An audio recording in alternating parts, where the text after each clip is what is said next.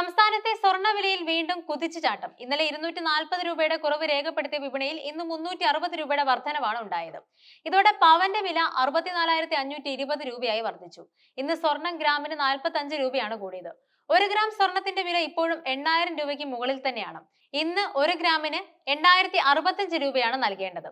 106.9 രൂപയാണ് 1 ഗ്രാം വെള്ളിക്ക് നൽകേണ്ടത്. 1,69,000 രൂപയാണ് 1 കിലോ വെള്ളിയുടെ വില. രാജ്യാന്തര വിപണിയിലെ ചലനങ്ങൾക്കനുസരിച്ചാണ് രാജ്യത്ത് സ്വർണ്ണവില നിശ്ചയിക്കപ്പെടുന്നത്.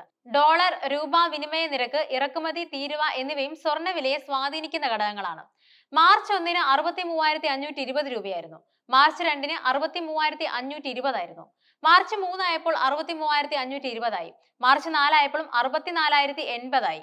മാർച്ച് 5 ആയപ്പോൾ 64,520. മാർച്ച് 6-ന് 64,160. മാർച്ച് 7-ന് 63,920. മാർച്ച് 8-ന് 64,320. മാർച്ച് 9-നും 64,320. മാർച്ച് 10-ന് 64,400. മാർച്ച് 11 ആയപ്പോൾ 64,160 രൂപയായി. ലോകത്തെ ഏറ്റവും വലിയ സ്വർണ്ണ ഉപഭോക്താക്കളാണ് ഇന്ത്യ.